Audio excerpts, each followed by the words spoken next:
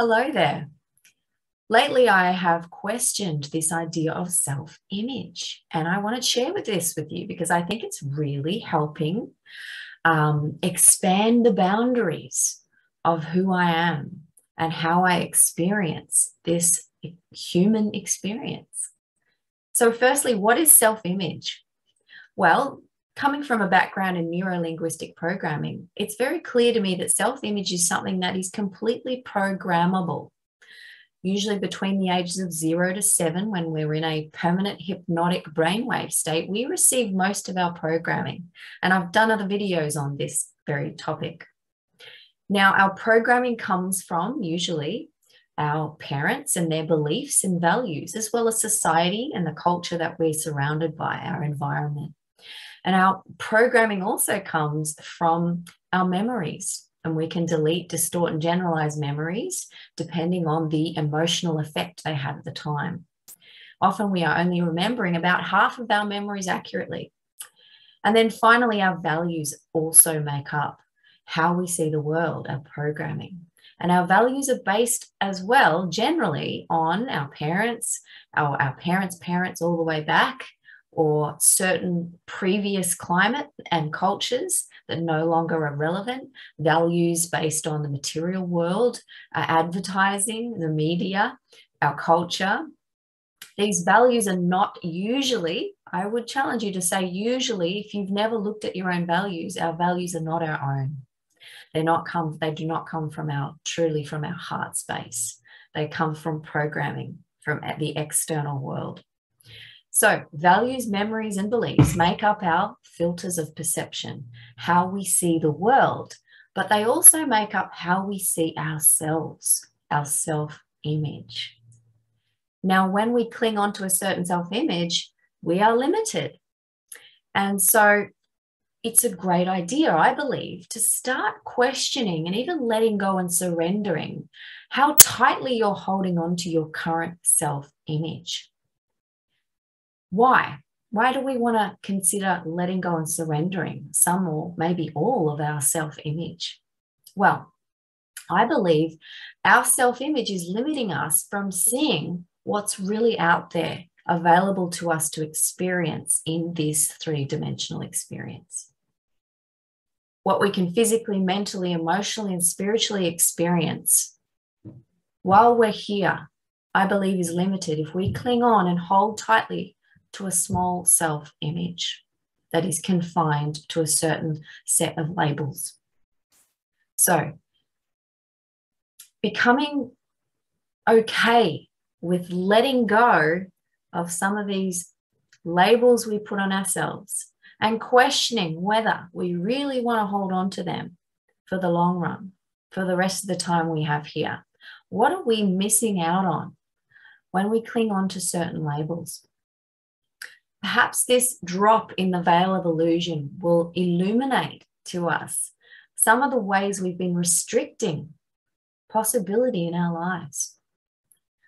So self-image is essentially, as I mentioned, our programming, our filters of perception, and the stories and narratives that we tell ourselves all day long, every day, who we are. Even our name has an associated set of beliefs, values, and memories behind it that will form a certain filter of perception. So this is why, and I'll talk a little bit about this more later, meditation helps us to step out momentarily of our self-image and all that it is keeping us within the confines of the structure of a self-image. Meditation is recognizing we are pure, loving awareness. There are no labels for our true being. When we step out of time and space, out of this three-dimensional illusion into the stillness of surrender to our true nature, we recognize we don't need any self-image or labels. We are unlimited. But we do live in this experience as well for most of the time. So self-image absolutely shows up as identity, as attachment. We have preferences and desires and all of these things that can keep us distracted, but can also keep us in pain and suffering because we feel we don't have enough, chasing the proverbial carrot, if you like. So self-image absolutely can and does usually lead to a lot of suffering.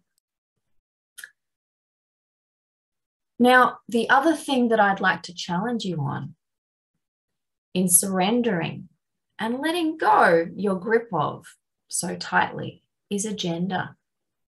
Now, agenda comes hand in hand with self-image. Agenda absolutely relies on a self-image to exist, doesn't it? If you think about it, agenda shows up as intentions, as goals, as plans, as quests, as attachments, as desires. Agenda takes us out of the present moment, the only real moment, which is now. Now, I've done videos about this as well. We find that most people are suffering from some form of anxiety or depression currently in our world. And why? Well, that's because they're not present. If you were truly present in this now moment, there would be nothing to fear, because fear is based on the illusion of the future and the illusion of the past. We get all mixed up in these illusions and we don't stop to recognize that all that is real is right now. If we didn't have this monkey mind constantly going to the future and the past, we wouldn't have this suffering that we experience, this anxiety and depression in our culture, in our world. So agenda is very much tied in with these two states of mind, anxiety and depression, because they require us to leave the present moment, to look for things we don't have, to look for plans, to look for quests, to look for attachments, to look for desires that are all associated with the self-image that we hold on to.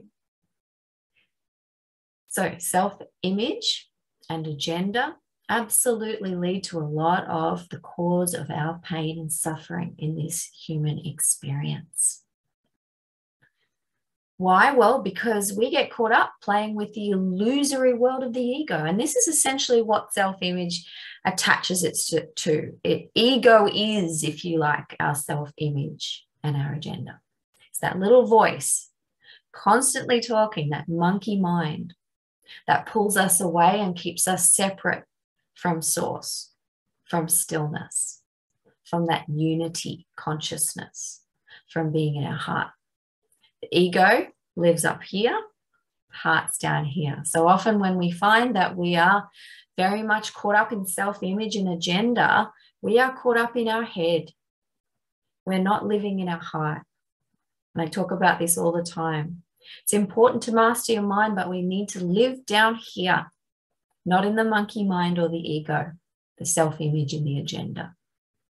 So we get mesmerized by this subconscious programs running, the agenda and the self-image. Mesmerized, it distracts us, puts us into a trance. And we lose sight of the unlimited nature of our true being. And this is what I really want to drill down into today, is that we are missing out on so much when we're constantly distracted by our own self-image and agendas. We fall for the deception of the small self, which is really just programming, automaton programming. It's not our true being, hence the pain and suffering, right? And we become deceived by the limitations and the scarcity and the competition within this world of duality. We get swept away with it, caught up in it. We become really unconscious. So learning to recognize agenda and self-image within ourselves and learning to let it go is part of becoming free and sovereign and getting back our free will and using it consciously and feeling that flow that I talk about all the time, the flow of grace when we go to our hearts to spend time in stillness. These unlimited potentialities and possibilities and miracles that are available to us are only there when we let go of self-image and agenda. You can't have both.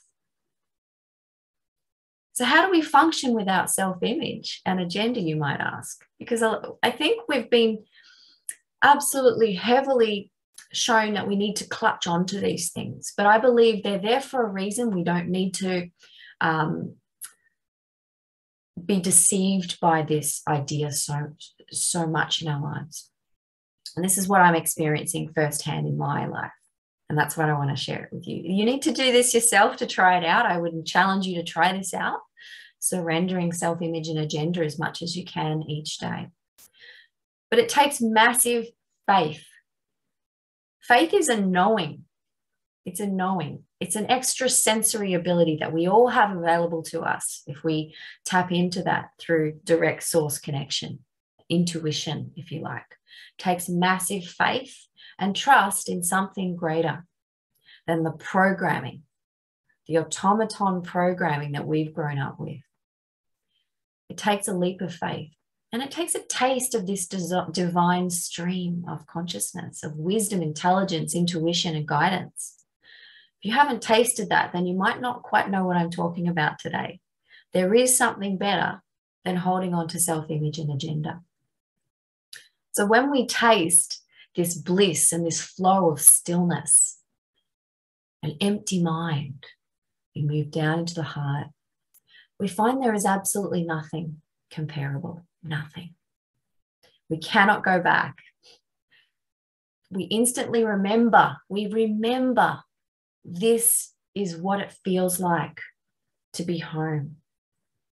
This is that unshakable inner peace that we're all seeking.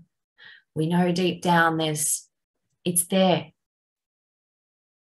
but we're separate when we're spending our time up here in the ego with the agendas and the self-image. We know there's peace available to us. Our true nature is pure loving awareness. So first we must taste this divine experience. And well, the quickest, fastest, most immediate way you can feel and sense and know this beautiful bliss is through meditation, through stillness, through quietening the monkey mind, through moving down into the heart, through feeling gratitude, appreciation, love, and compassion for increasing amounts of time consciously each day. And then it will be so much easier to see how it is absolutely possible to function in this world without clinging to a self-image or an agenda. So you'll then see the grace of the divine flow in your life. This is what the flow of grace is, the grace of flow is. This inspired action, this living in the present moment in faith. We don't need to survive so intensely. And I've just talked about this in another video. This need to focus entirely on survival in this life, on our job and our chores, and all downtime is just escapism for the average person. We don't need to live that way. Living in flow allows you to live with ease and grace, in joy and bliss.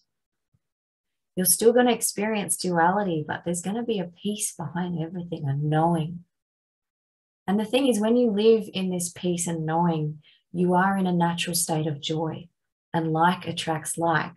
You will attract more flow into your life.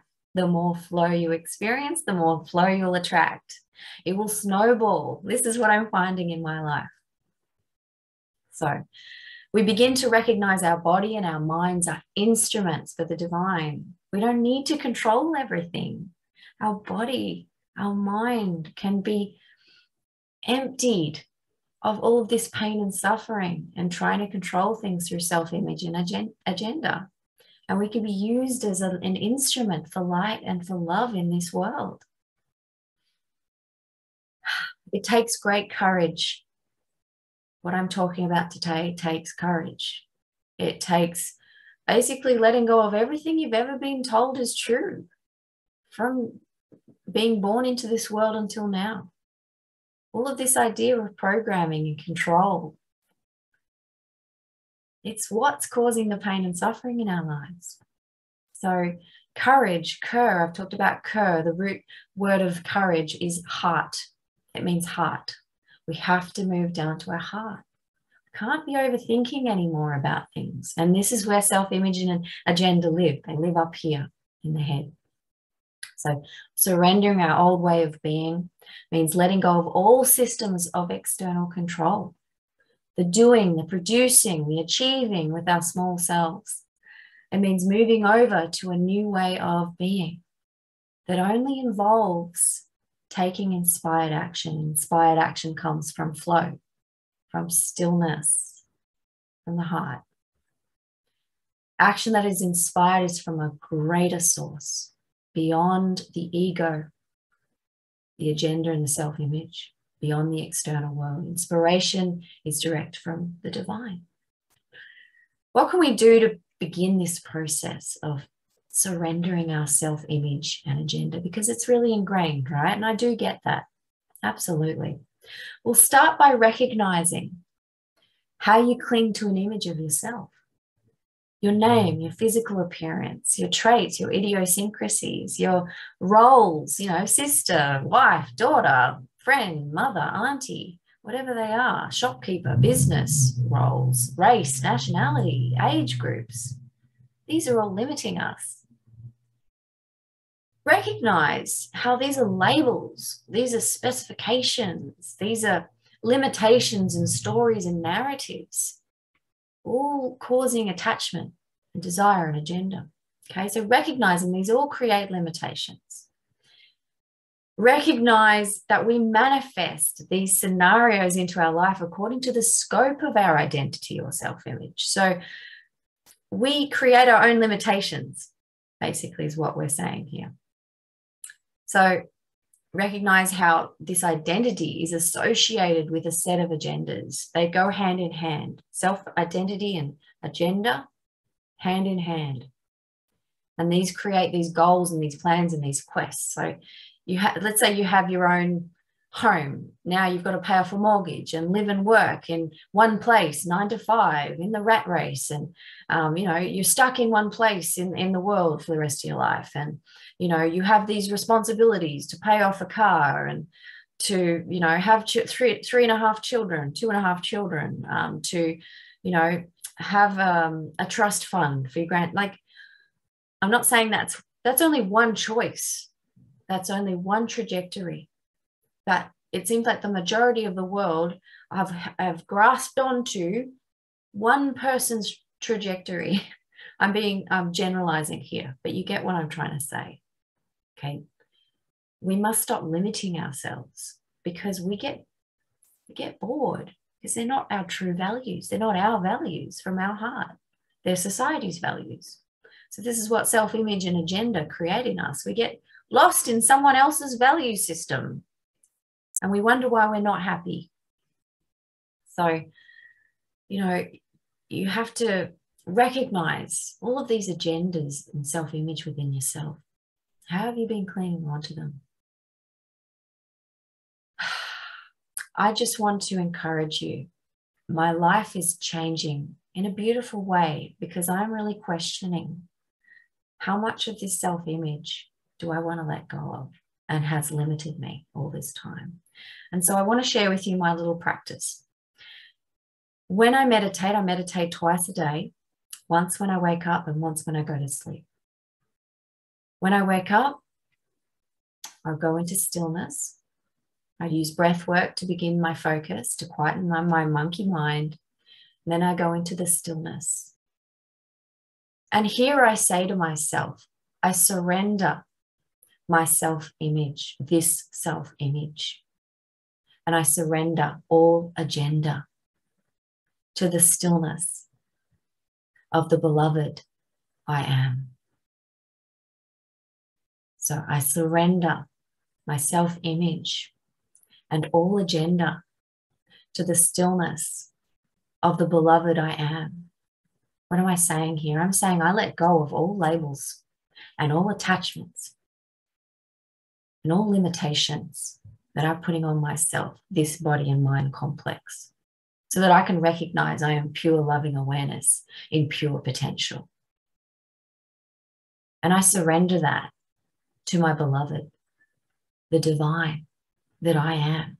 I am a spark of the Creator. I was made in the Creator's image. So are you. You have unlimited potential in this experience. Don't sell yourself short. I would encourage you to try this practice in your own life. So I hope this has been encouraging, inspirational for you. Please like, subscribe, and share if you do resonate with this message. And have a beautiful day.